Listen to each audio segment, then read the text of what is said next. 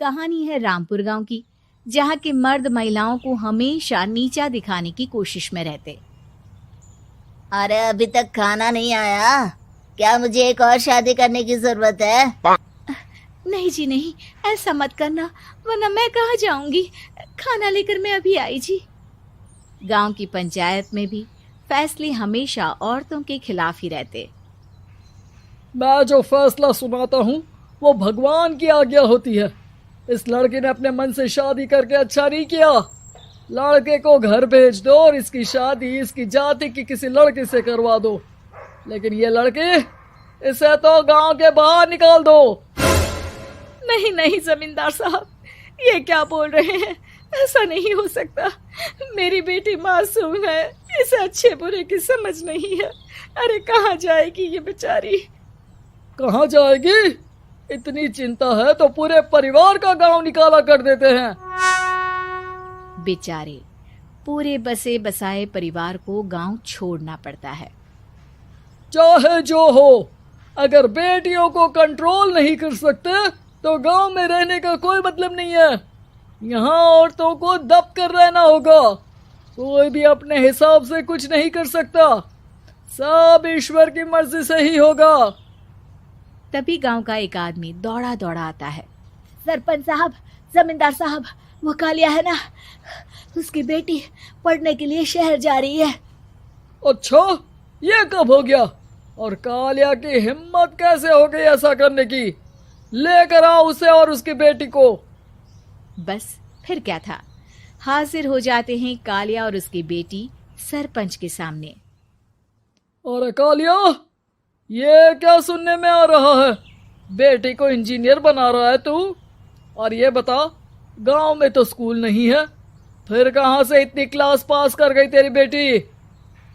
राधा, जो कि कालिया की बेटी है, उसे लगता है कि सरपंच उसकी तारीफ कर रहे हैं। सरपंच जी, मैंने ऑनलाइन पढ़ाई की है, डिस्टेंस लर्निंग से। सभी में मैंने अच्छे नंबर पाए हैं, जिसे देखते हुए शहर की इंजीनियरिंग कॉलेज में मुझे स्कॉलरशिप मिली है। वाह जी वाह, क्या होती है ये? पहले तो ये बताओ, फिर आगे की बात करते हैं। पूरा गांव राधा की बात सुन रहा था और राधा बोलती जा रही थी। तो ऐसे मैं फ्री में एक अच्छी शिक्षा लेकर गांव में जो कुछ परेशानियां हैं, जैसे बिजली, पानी और इंटरनेट जैसी समस्याओं के लिए काम करूंगी। मैं गांव को शहर से जोड़ने के लिए पुल का निर्माण करवाने का प्रस्ताव रखूंगी। मुझे पूरी उम्मीद है कि जल्द ही हमारा गांव भी तरक्की की राह पर चल पड़ेगा। राधा की बात सुनकर सारे गांव वाले ताली बजाने लगते हैं। सरपंच को समझ नहीं आता कि वो क्या करे। चुप रह नादान लड़की, गांव के खिलाफ जाने के लिए तुझे गांव से बेदखल कर दिया जाएगा, वो भी पूरे परिवार के साथ। और हाँ, अगर ठीक से गांव में रहना चाहती है तो ये पढ़ाई लिखाई छोड़ दे। हम तेरे लिए गांव का कोई होनहार लड़का देखेंगे। तभी गांव का एक आदमी बोल पड़ता है।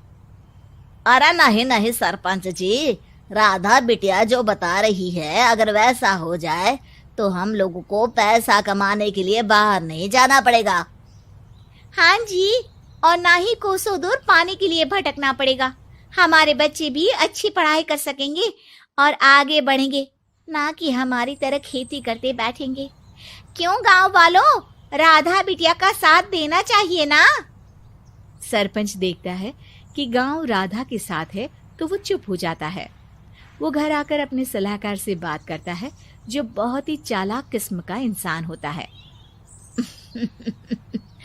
अरे सरपंच साहब, आपको बहुत ही होशियारी से काम लेना पड़ेगा। एक बार गांव तरक्की कर गया, यहाँ के बालक पढ़ लिए तो कोई ना पूछेगा आपको। और फिर ये जो बेटा और बेटी है ना आपके, इनको भी आम लोगों की तरह ही जीवन जीना होगा। हाँ, लेकिन करे तो क्या करे? वो ना आप मुझ पर छोड़ दीजिए, बस मैं जैसा बोलूं करते जाइए। अगले रोज सुबह जब गांव वाले सोकर उठते हैं तो राधा के घर के बाहर और साथ ही वो लोग जिन्होंने राधा का सपोर्ट किया था, उनके घर के आगे लाल रंग से कल आऊंगी लिखा होता है। कल आऊंगी, यह क्या होता है? अरे यह तो खून से लिखा है, लगता है कोई भूत प्रेत या चुड़ैल का साया है। चलो सरपंच जी के पास चलते हैं। सभी सरपंच के पास जाकर उसे सारी बात बताते हैं। अरे ये तो बड़ी मुश्किल की बात है। चलो मैं एक बाबा को जानता हूँ, उन्हें बुला लेता हूँ। सरपंच बाबा को लेकर गांव के घर के बाहर जाता है।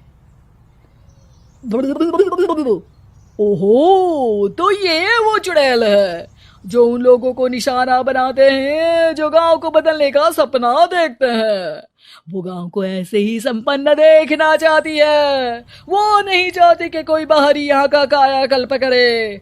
क्या तुम लोगों में से किसी ने गांव को बदलने की सोच रखी है? तभी राधा की माँ रोते रोते आती है। मेरी राधा घर से गायब हो गई है। अरे कोई तो बचाओ, मेरी बच्ची कहाँ गई?